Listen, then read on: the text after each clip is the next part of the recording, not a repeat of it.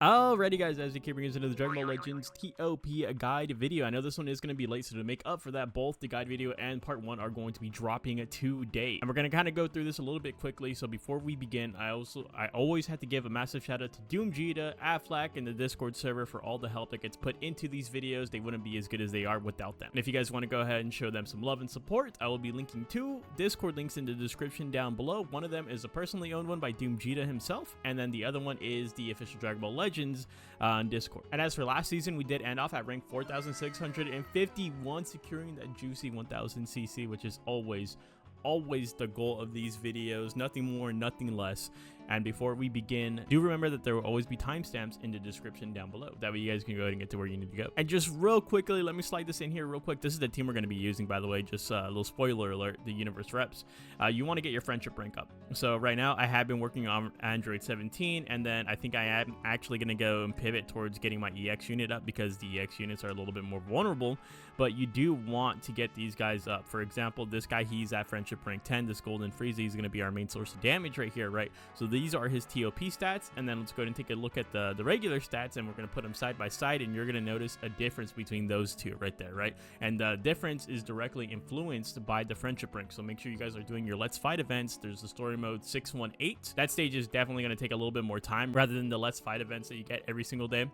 But it is worth it for the TOP game mode, especially if you have one team that you're using consistently every single season. You do want to get their friendship rank up to 10. Okay, so the first thing we're talking about is our pathing right here. So we have the left and the right hand side is going to be part 1 basically, and then part 2. It's split up into 2 parts, so the first 13 and then the last 12, right? So on the left hand side, you can see that there's the main pathing followed by alternate pathing. Sometimes the alternate pathing is for more points, sometimes it's an easier fight, sometimes it's more favorable for strike teams, for blast teams, etc, etc. But there's only one hard fight on this one, really. So it's looking pretty nice, at least for the first half. And then you look at the second half, and there's a little bit more. There's about 5 difficult fights that we have notable right here. But I don't think it's a bad season at all. I think most of the teams are going to be viable this season. I don't think you guys are going to have a hard time this season securing that 1000 CC whatsoever. Do remember that the pathing is color coded. That way you can tell when you need to bring out your high tier units, right? So typically you want a 30% boost, so that's either 3 S tiers, it's 1 Z tier and 1 S tier. Typically, I mean, sometimes I think teams do the A tiers as well to add up to, you just want 30%, right? And so once you get to fight 15, that's when it starts ramping up a little bit. Next, we're going to talk about the color wheel right here.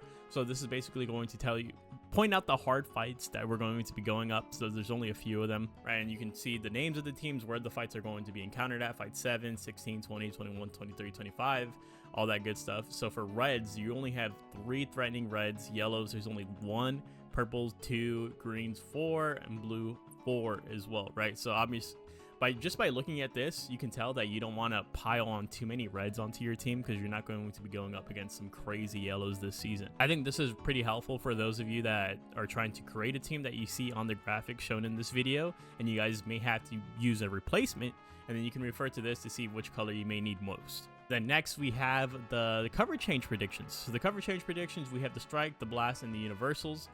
So the strikes, there's a total of 7 strike cover changes, and that's not including arts counters. I feel like that's about average. I feel like we've seen more. Strike usually gets dealt the poopy hand here in terms of getting more strike cover changes for them, because Blast, you only have 5 of them right here. I think they're still both in a good position though. I think they're both in a good place. And then you have the universal cover changes. This means they either have a strike / blast, or they have a cover rescue, all that good stuff, right? And so there's only 1 of those, and that's going to be in the Super Saiyan 4 fight that you can see right there. I believe that is just from the Dragon Fist Goku, because he has the universal cover change where he just does his instant transmission rescue kind of thing, right? But just going based off of this, I think both teams, both strike teams and blast teams, are in a good spot this season. So the next thing we're going to talk about is the actual pathing tips and tricks, right? Just talking about notable units that you do want to be aware of right here. So for this one isn't that bad at all actually, but you do want to get this guy out of the way first. Super Saiyan Blue Kaioken Goku, he will super attack you on turn 2. Alright, so next you do have this Saiyan Saga-esque fight. So obviously Yamcha is going to be a high priority target right here. He is a very relevant unit, but most importantly, probably the Piccolo, right? Don't forget about the Piccolo having a blue card on turn 3. Obviously there's some leeway. You you have turns 1 and 2 to get whoever else you want to get out before that, but he does have a relatively high key recovery. You just don't want to eat that super attack. And then the next one, you do have the Super Saiyan 4. So this one is going to be rough, right? Or, well, not necessarily rough. It's a 3/5 difficulty fight, but typically it is just an annoying fight. You have the Yellow Dragon Fist Goku, who typically does have a universal cover change, so you do want to target him early on. And then the Tag 4s, they have a tag switch if you hit them at disadvantage once, but remember that doesn't apply to ultimate arts, right? So ultimate arts can slide by that. So if you have a purple unit, you have an ultimate arts with them, you're going to be able to use that on that green unit without them tagging out, which is pretty nice. And then typically what people like to do is go for the G4 last, the Gogeta, Super Saiyan 4 Gogeta, just because he's probably one of the most durable units on this team. Next, we have this fight. This is going to be a new fight for us right here. So high priority is going to be the red Pycon. Remember, he does have a blue card on turn 3, right? So you don't want to forget about him or just leave him out or just count him out. He does have that blue card. You don't want to get hit by it. And then Tien obviously is going to be a good damage dealer here. And then the revival units, there's 2 revival units here.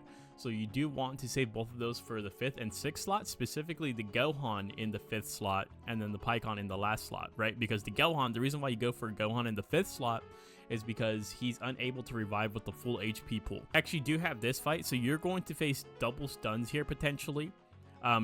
So this red Frieza stuns right at the beginning of turn 1. Can't really do too much about that. I mean, there's specific units that can avoid it, like Garlic Jr., but only for a set amount of tiles. I believe it's 4 above, to the left, right, and then below him.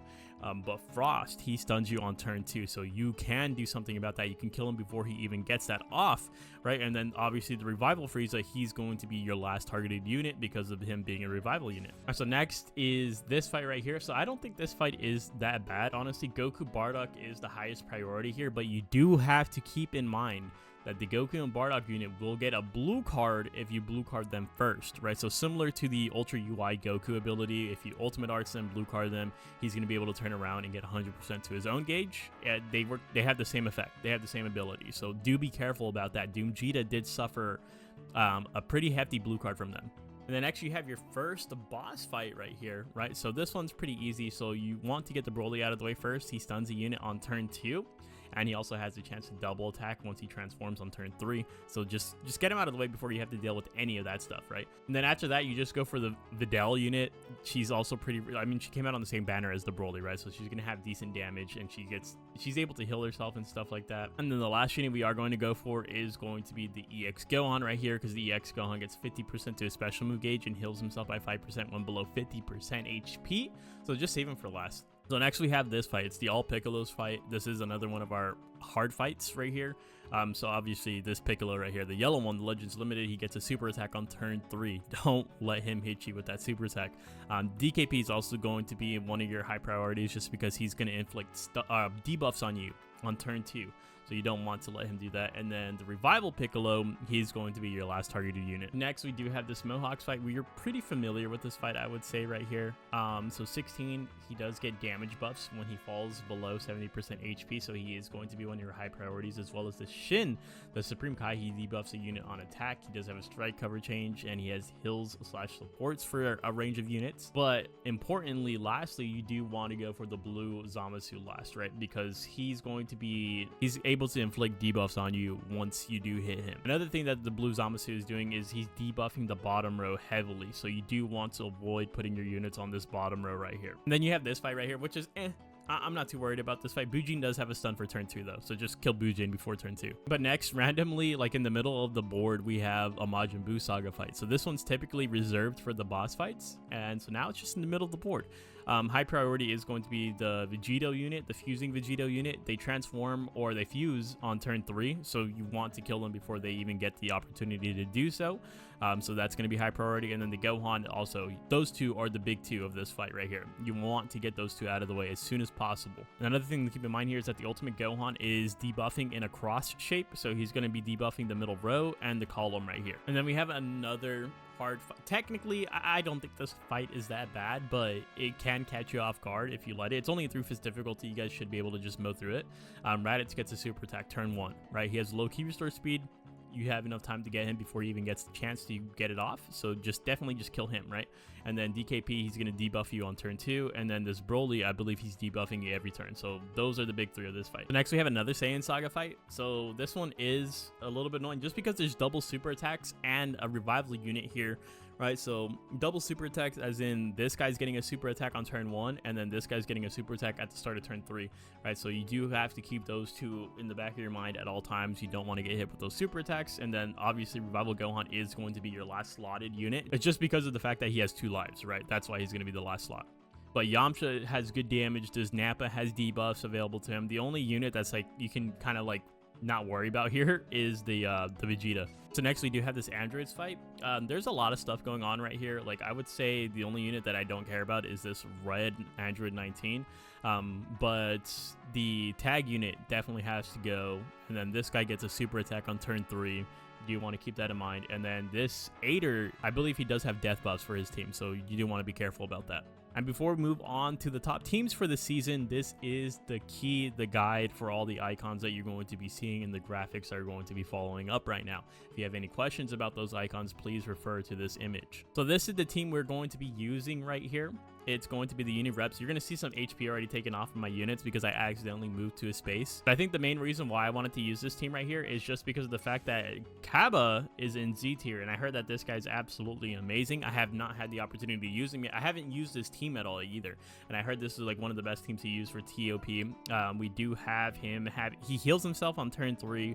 He's able to give damage inflicted for allies in range, and I think the best thing about him is that he inflicts all enemies with the attribute downgrade plus 20% to blast damage received for 1 turn, and that happens at the start of every turn, right?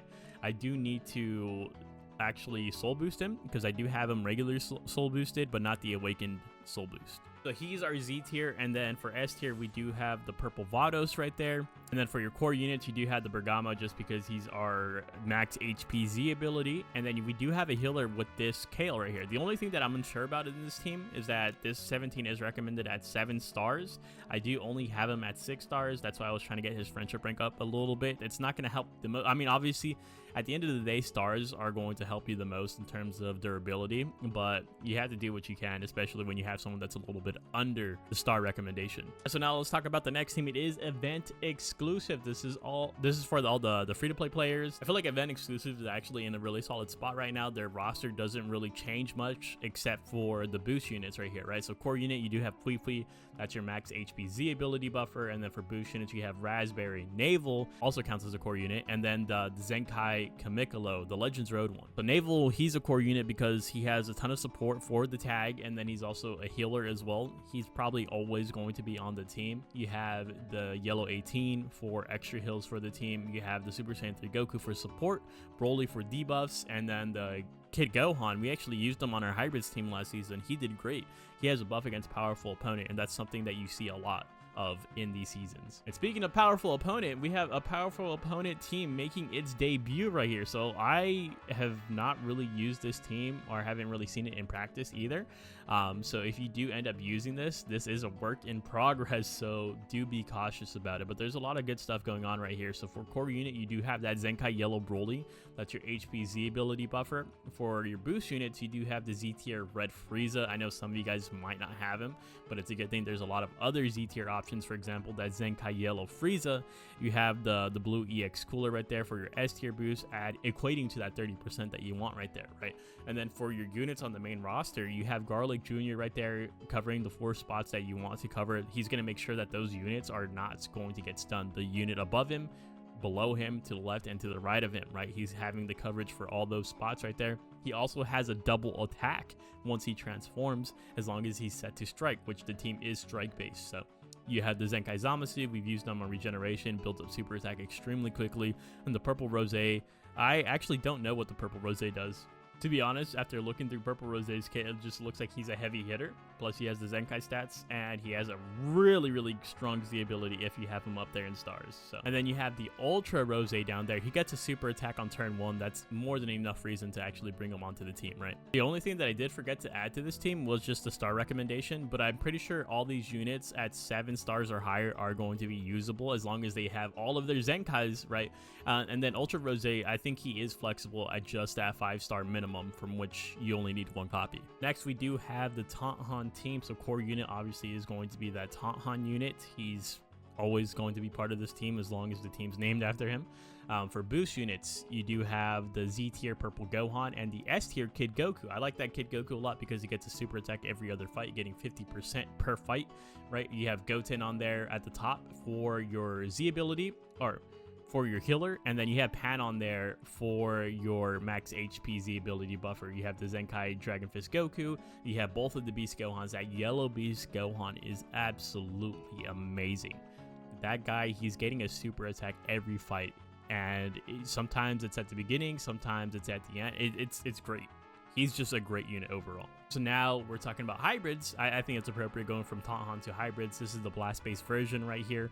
You do have your core unit of Pan, max HP Z ability buffer. The only reason why she's not a core unit on the Taunthan team is because sometimes she's not always used, right? So it's kind of like wishy-washy with her on that team. But on this team, for the most part, she's always used here.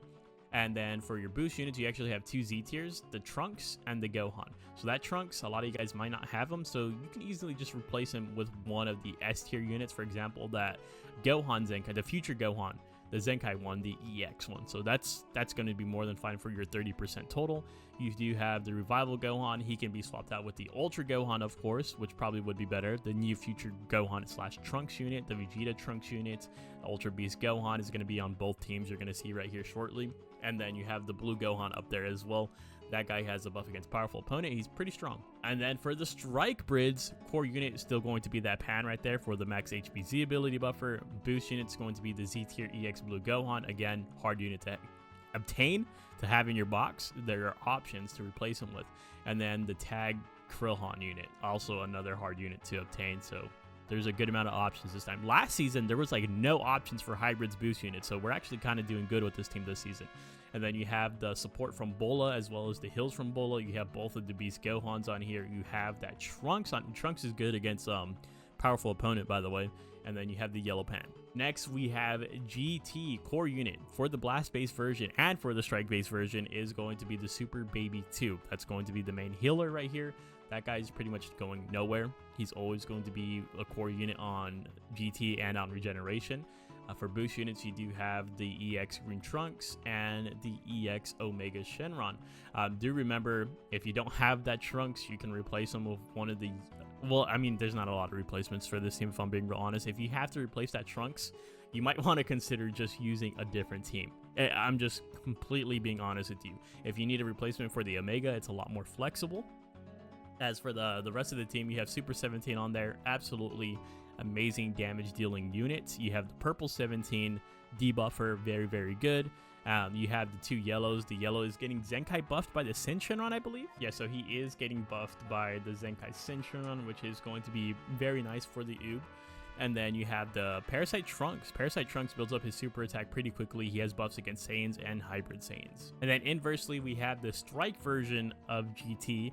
And that's going to be obviously core unit of Super Baby 2 once again. Boost units, you do have that Kid Goku getting the super attack every other fight. Very, very nice unit.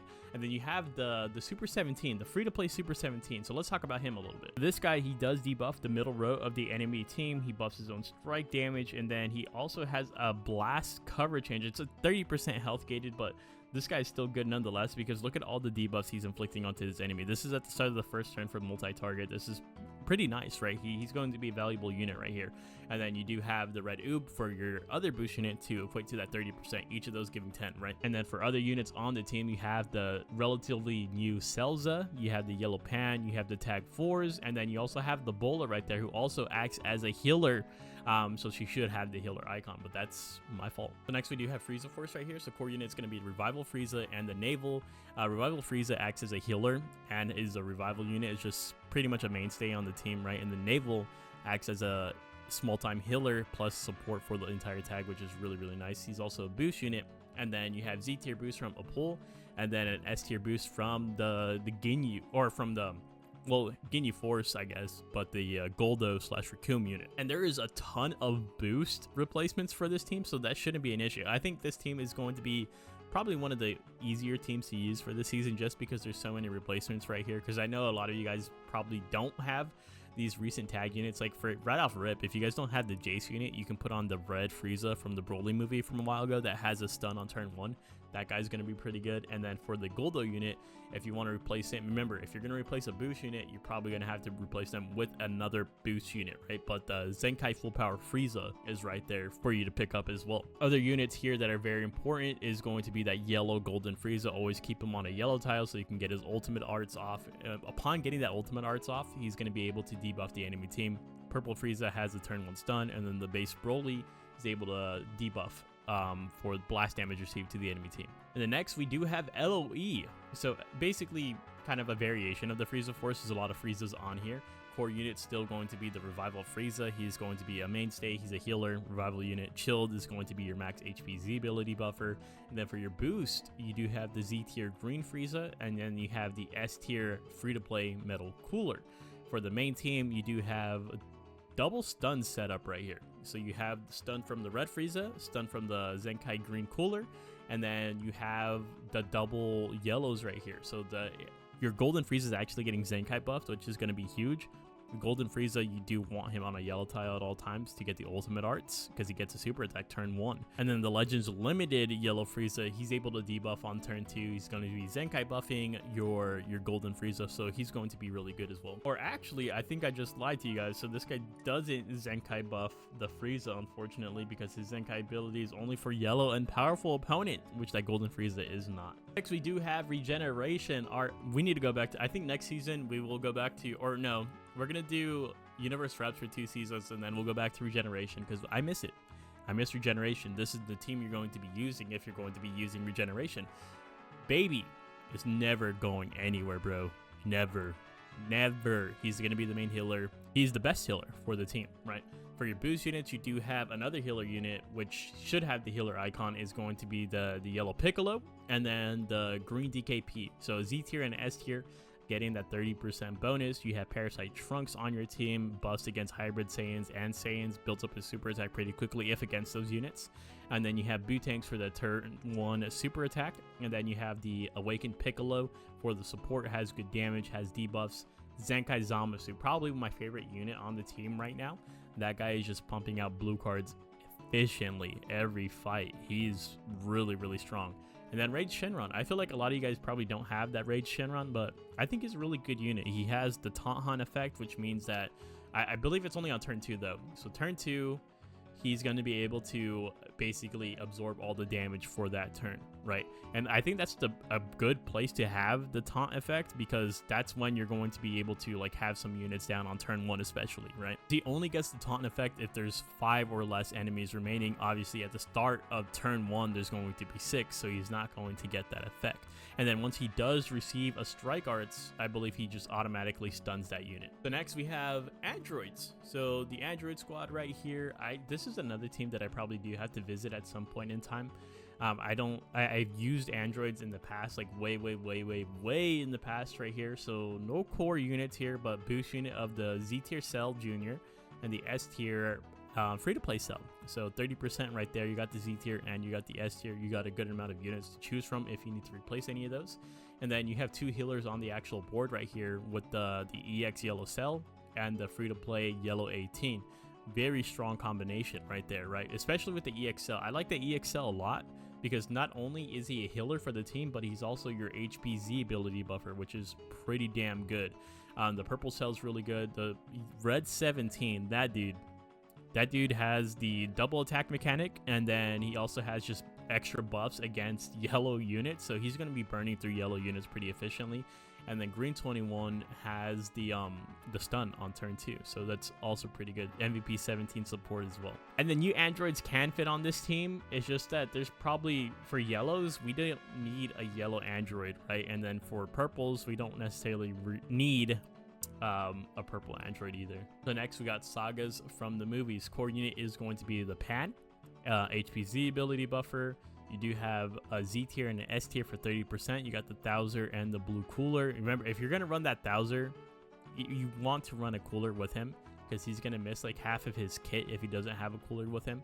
So do keep that in mind. You have the Fat Go Tank support. That's why you do want him in that middle slot, so you can get the max range of his support. You do have double beast Gohans here. You have the revival Gohan. Also, he acts as like a small pseudo healer. I believe he like restores health of allies by 1%. So don't rely on that, okay? And then you have the Zenkai Super Saiyan 3 Goku.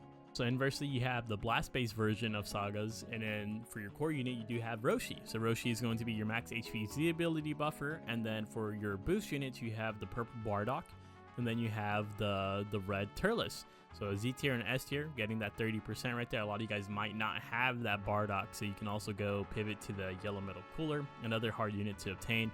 But there's also Bujin on there. There's a decent amount of S tiers, not as much as you usually would want to see for Sagas from the movie since it's such a broad tag, but it is what it is.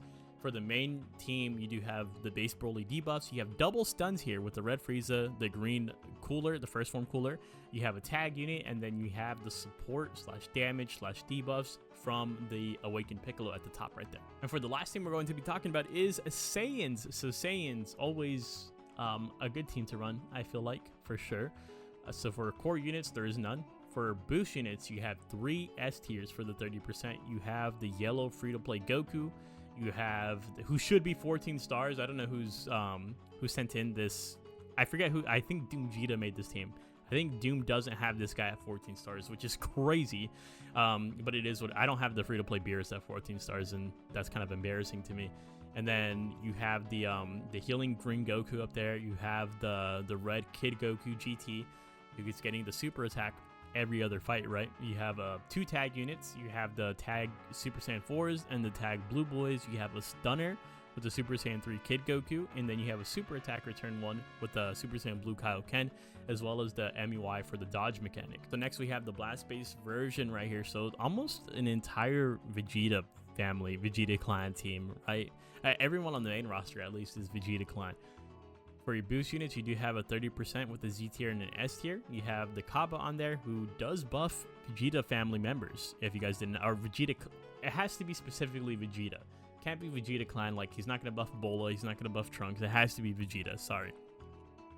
But he also is debuffing the enemy's team's blast damage received, which is huge. You have the Red Turles on there. He's a good unit. He's self-sustainable. You have 2 healers on the main roster with the free-to-play Red Vegeta, and then the Angel Vegeta, and then the Yellow Angel Vegeta, right? You have a revival unit with the Nappa. It can be ran at 5 stars because you kind of do want him to revive. And then you have 3 tag units right here, bro. 3 tag units is crazy. You have the tag Evo Ken, you have the tag Vegeta Trunks, and then you have the tag Buu Duo, who also gets the Transcendent Kamehameha on turn 4. And so for the final segment of the video, we're going to talk about new units. First off, we're going to talk about this fusion Zamasu right here. So let's take a look at the ToP stats and take a look at the max. He has a lot to live up to right here, because there's no way in hell that this guy is going to be better than the Zenkai Red Zamasu, corrupted Zamasu that we already have, right? So right off rip, you're probably not going to see a lot of playtime with him, but his key restore speed is really good at 2,446, has the blue card and the ultimate. And then for the first ability, 80% to damage inflicted, 15% to damage cut, 20% to key recovery, so very, very fast unit, right?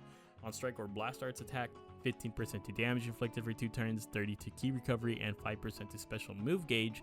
And on the first turn, strike or blast arts, 100% chance to double attack, which is pretty good, right?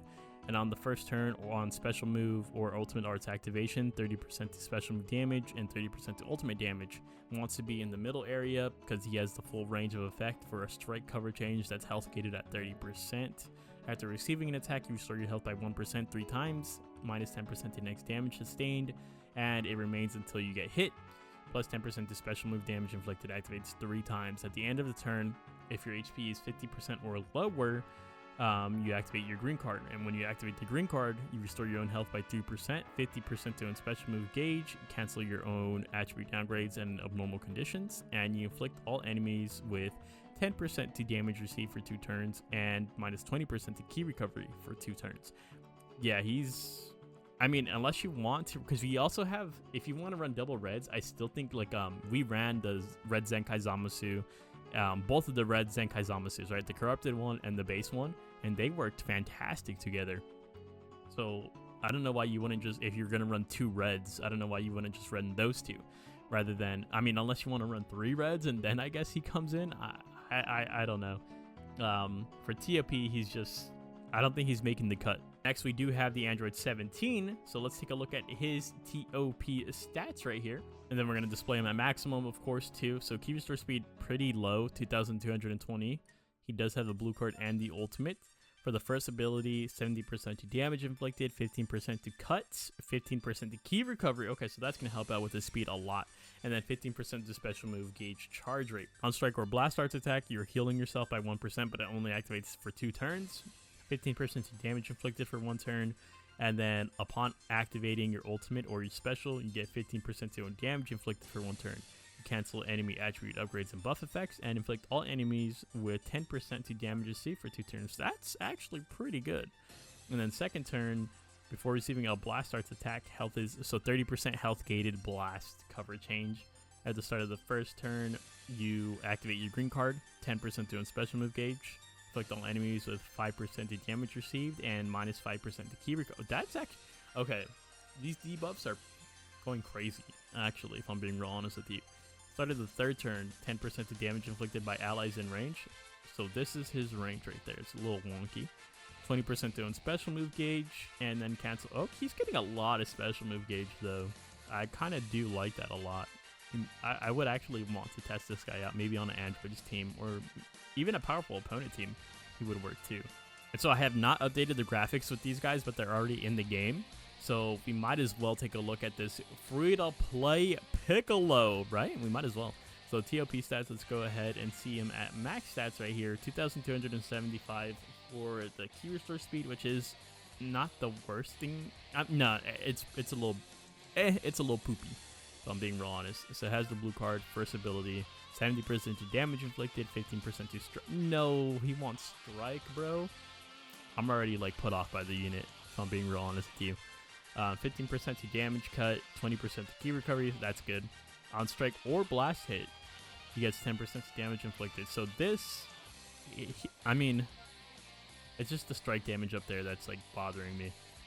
End of turn, he gets his health back by 1% 3 times, and then he's able to cancel his downgrades in normal conditions 1 time. So his next ability, start of the third turn, own health is 50% or lower, multi-target. You cancel enemies' buff effects, inflict all enemies with minus 5% damage inflicted, minus 15% key recovery, and after receiving an attack, own health is 50% or lower, 20% to own special move damage inflicted, 20% to crit damage inflicted for 2 turns. And then start of turn, own health is 30% or lower, bro. Who do they think? Are they building these kits for the enemy team? 40% to next special move damage inflicted, 50% to special move gauge, and 30% to health restoration. I'm not really rocking with the kit, at least not for ToP. I guess I could see it on the enemy team, maybe in guild battle, but man, I don't know. And then lastly, let's take a look at this guy because he is getting that zenkai, right? So let's go ahead and display his maximum stats. So these are his zenkai stats as well. So key recovery 2,356. The only thing is that he is a strike type, right? He's a melee type, but the stats are kind of even. So let's see if he can cook here. So he has the blue card and the ultimate. For his first ability, buffs against hybrid Saiyan or Saiyan. 20% to damage inflicted if there is those units. And at the start of the battle, if there is a hybrid Saiyan or tag Saiyan, you automatically upgrade to an ultimate. And 30% to your special move gauge. Oh, okay, so he's kind of cooking right here. Start of the first turn, activate your green card, 30% damage you inflict 30% to damage received to your enemy. And then you also inflict minus 100% to health restoration, and you inflict can't attack for 1 turn. So he's stunning on turn 1 stun. Did he do that before the zenkai? No, he definitely did not do that before the zenkai. And then next ability does have a blast cover change, health gated by 30%. Start of the battle, 85% damage inflicted, 20% cuts, plus 90 to key recovery, and is able to heal himself or restores 15% of damage received, up to 15% of own health. And on strike or blast arts attack, 10% to damage inflicted and 5% to special. Okay, nah. Hey, we might have to test him out, bro. He looks pretty good. He looks pretty strong, if I'm being real honest with you. And that's going to go ahead and wrap it up for this guide video for this season. So stay tuned for part 1. Thank you guys so much for watching, and I'll see you guys in the next one. Later!